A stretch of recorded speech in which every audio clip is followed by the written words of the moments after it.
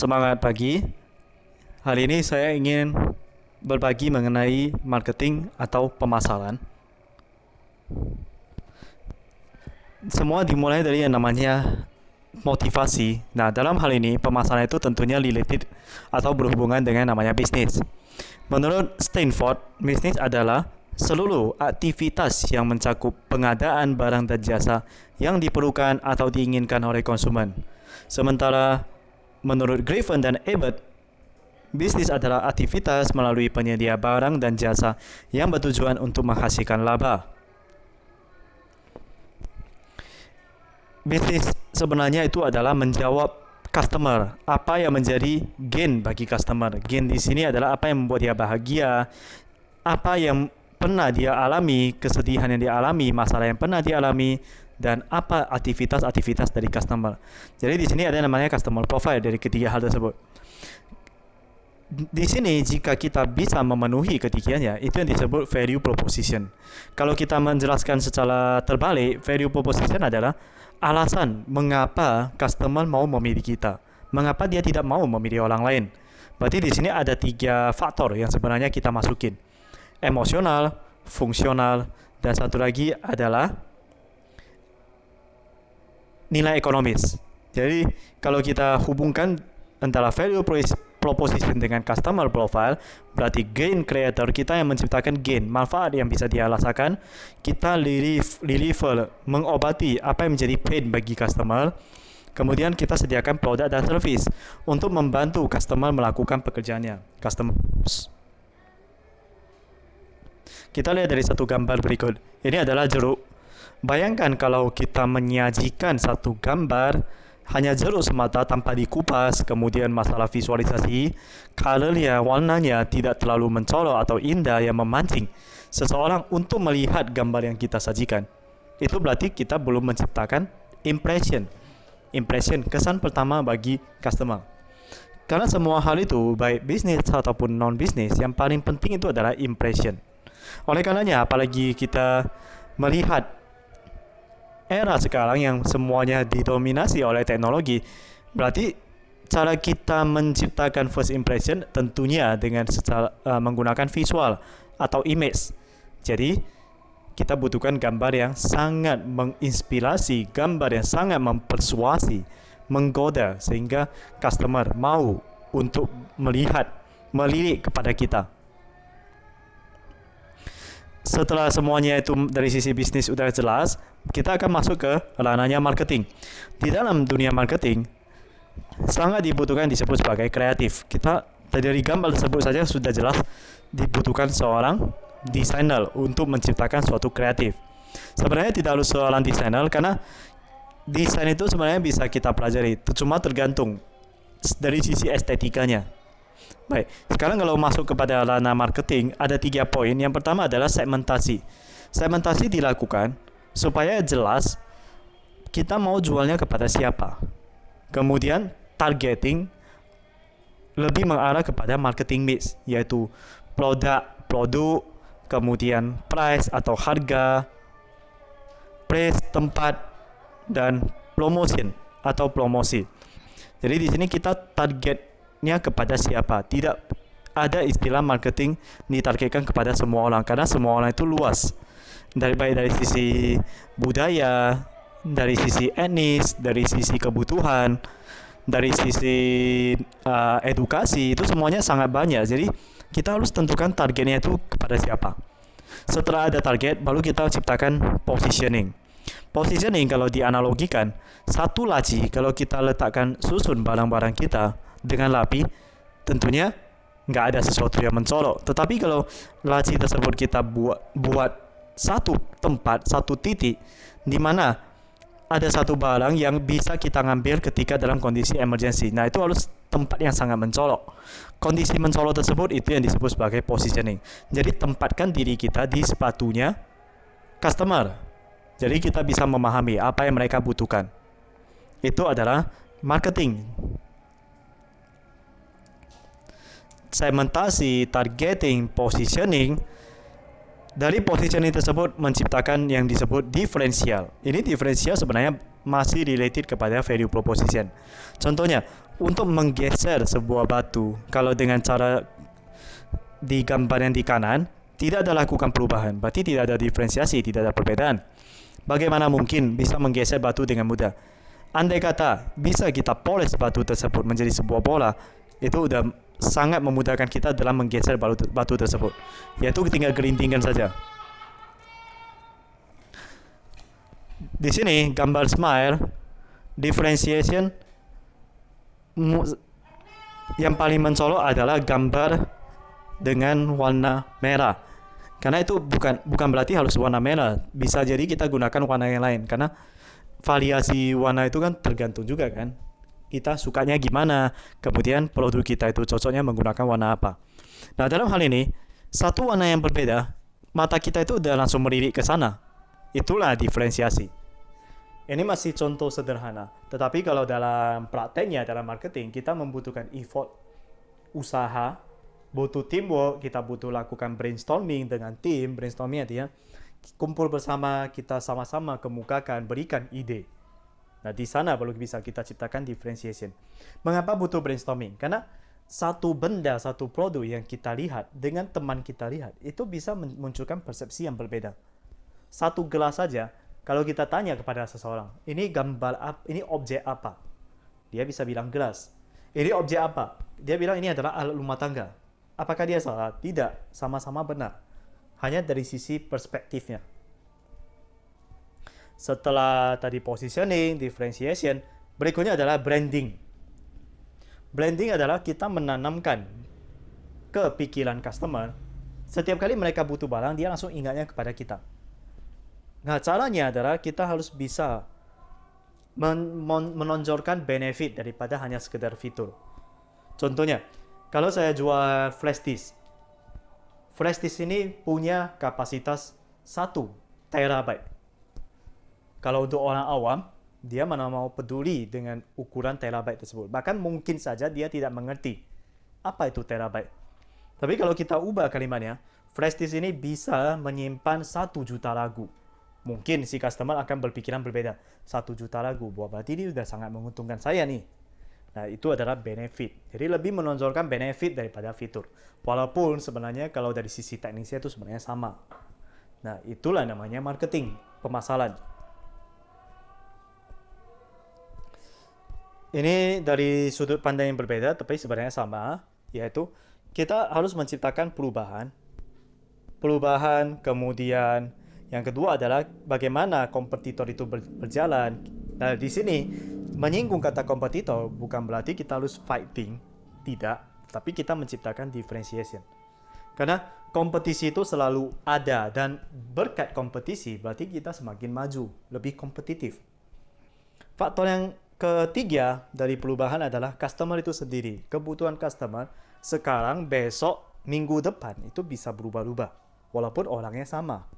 Mengapa demikian? Karena ya namanya kebutuhan, kemudian perubahan dalam masyarakat, bisa jadi karena kesenjangan dalam masyarakat sehingga muncullah satu keinginan. Nah, keinginan dan kebutuhan itu bisa menjadi berbeda. Keinginan itu lebih tinggi daripada kebutuhan. Karena di saat seseorang menginginkan sesuatu, berarti yang mendominasi dirinya itu adalah udah dari ranahnya emosional. Emosional itu lebih tinggi daripada fungsional. Karena fungsional lebih ke arah kebutuhan. Ibaratnya, kalau saya mau jalan-jalan ke mall, saya belum ada kepikiran nih mau beli sesuatu. Yang penting jalan-jalan. Ketika saya tiba di mall, saya melihat ini promo, itu promo. Muncul keinginan. Nah, ini namanya keinginan. Tapi, kalau memang saya ke mall dengan satu tujuan yang pasti, saya ke mall tujuannya adalah untuk membeli susu. Itu berarti kebutuhan. Nah, oke. Jadi yang terakhir adalah company itu sendiri. Bagaimana kekuatan dari company, bagaimana kekuatan dari si resources yang ada di dalam. Resources misalnya apa aset yang bisa kita buat menjadi barang, kemudian bisa jadi karena manusia.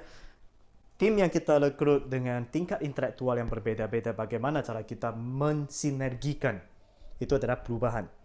Setelah dari semuanya, perubahan tersebut kita ciptakan strategi, yaitu tadi di awal sudah disinggung, segmentasi, targeting, positioning, di mana masing-masing secara taktik, strategi dan taktik berbeda. Strategi lebih di level manajemen. Tetapi kalau taktik, ini udah mulai penyerangan. Jadi maksudnya penyerangan berarti mulai tahapan konkretnya, tahapan eksekusinya bagaimana. Segmentasi tujuannya adalah untuk berjualan. Targeting untuk marketing base. Tadi yang saya breakdown 4, produk, price, dan promotion. Kemudian yang ketiga, positioning, baru kita ubah menjadi differentiation, dan yang terakhir dari diferensiasi tersebut, ciptakan branding. Tapi tentunya jangan lupa juga, karena ini eranya digital, zamannya digital, tentunya nggak boleh kita abaikan teknologi.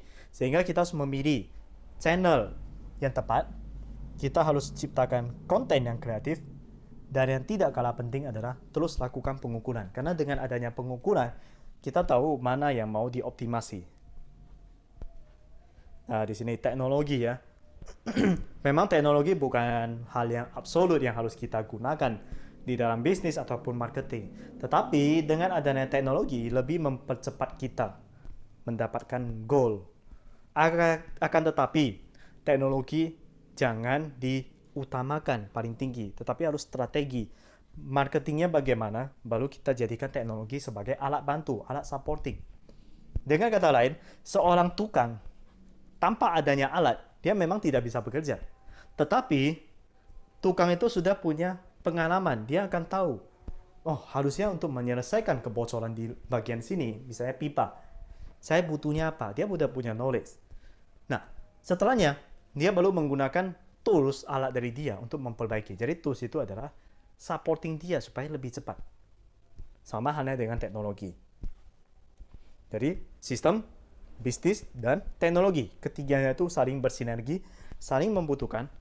Kalau kurang satu, sebenarnya nggak jadi masalah, tetapi hanya pincang sebelah. Tapi kalau tiganya bisa diberdayakan secara optimal, itu merupakan kekuatan yang paling tinggi.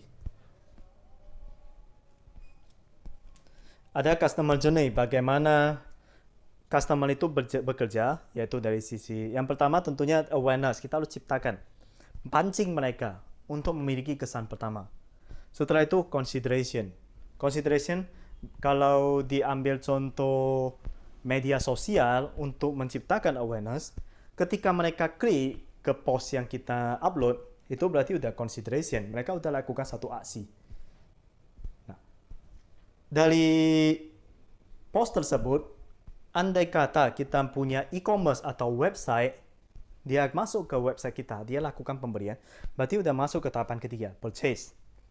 Purchase satu kali, kemudian terjadi perulangan, dia beri kali kedua, berarti udah masuk ke level loyalty. Di ranah marketing, kalau hanya satu kali transaksi, sebenarnya kita belum menemukan winning formula. Ketika customer sudah mulai transaksi satu kali, dua kali, tiga kali, atau yang istilahnya repeat order, berarti udah mencapai titik loyalty atau winning formula. Kita udah tahu gimana formulasinya. Dan yang paling tinggi sekarang ini di atas loyalty adalah advokasi. Artinya, customer itu udah bela-belain brand kita itu. Tanpa adanya brand kita itu, mereka merasa tersiksa. Atau dengan kata lain, mereka merasa tidak terpenuhi kebutuhannya kalau tidak menggunakan brand kita. Nah, itu namanya advokasi. Dari sisi konten, sebenarnya customer journey dengan marketing funnel itu sejalan. Hanya bedanya customer journey lebih ke arah bagaimana prosesnya. Kalau marketing funnel, dia akan semakin menciut. Contohnya, kalau di awareness, saya berhasil menciptakan impresi kepada 100 orang. 100 orang itu apakah semuanya pasti transaksi? Belum tentu. 100 orang bisa jadi yang klik masuk ke website kita itu hanya 50 orang. Dari 50, mereka buat keputusan, decision, untuk beli hanya 20 orang. Dari 20 orang, yang membeli lagi repeat order, bisa jadi hanya 1-2 orang. Jadi dia sebenarnya sistemnya menciut. Dan itu hal normal sebenarnya. Itu yang disebut sebagai marketing funnel, atau dengan pendekatan AIDA. Attention, interest, desire, atau decision, dan action. Begitu juga dalam menciptakan konten. Tadi kan lebih ke level platform, lebih ke level helikopter view ya. Kita melihat dari atas bagaimana prosesnya, bagaimana funnelnya. Di sini tentunya kita butuh konten, sehingga customer pun bisa merasakan. Yang pertama, keseriusan kita. Yang kedua adalah kita benar-benar ingin menyelesaikan masalah yang mereka hadapi. Tadi yang di awal, pain dan gain. Dalam bisnis, apalagi di dunia digital, tidak boleh hanya money oriented, tetapi kita harus benar-benar fokus problem solving. Nah, problem solving tersebut supaya bisa masuk ke jiwa mereka, top of mind dan top of heart, itu dibutuhkan konten. Jadi konten harus benar-benar persuasif, masuk ke hatinya customer, sehingga setiap kali mereka butuh sesuatu, mereka langsung ingat, ada brand ini. Nah, mereka cari ke kita. Kalau ini kupas sedikit dari Instagram, untuk melihat traffic, apakah kita sudah berhasil atau tidak ya, kita dilihat dari leads, berapa orang yang berhasil kita jangkau, bagaimana impression mereka. Impression di Instagram itu berarti mereka lihat sekali, lihat lagi kali kedua, itu berarti tingkat impression. Apa interaksi mereka, apakah komen, like, save atau share, dan engagement. Sedikit terbalik ya, interaction lebih ke profile klik, dia klik atau tidak, atau website klik. Nah, baru engagement tadi yang 4, yaitu like, save, comment, dan share. Tentunya setiap platform itu berbeda, tapi pada umumnya kurang lebih seperti ini. Ada istilah impression dan engagement. Bagaimana caranya? Lakukan marketing. Tentunya yang paling pertama ya udah pasti the top, free apalagi, yaitu sosial media. Yang kedua adalah gunakan platform. Kalau memang kita ada founder atau partner untuk menjalankan website, teknologi, atau antara dua pilihan pastinya. Desktop based atau mobile based. Bisa dalam bentuk aplikasi. Nah, apakah dengan membuat aplikasi itu sudah selesai nih? Kita udah sukses nih? Belum sebenarnya. Website atau platform itu hanya istilahnya satu toko fisik. Kalau kita tidak melakukan sesuatu, orang lain yang melewati toko kita, ya mereka ada toko baru, hanya sekedar lihat. Apa guna kalau hanya lihat? Jadi kita harus menciptakan sesuatu. Mereka setiap kali lewat, intip sebentar. Jadi intip tersebut semakin sering mereka intip, tiba satu saat mereka butuh, mereka akan cari kita. Di dunia teknologi dibutuhkan namanya SEO dan SEM, Search Engine Optimization, dan Search Engine, saya sedikit lupa ya, intinya SEO dan SEM. Di sini saya tidak akan bahas lebih detail karena materi ini lebih fokus kepada permasalahan, tetapi dua hal ini sebenarnya sangat penting. Baik, itu materi mengenai permasalahan atau marketing. Terima kasih.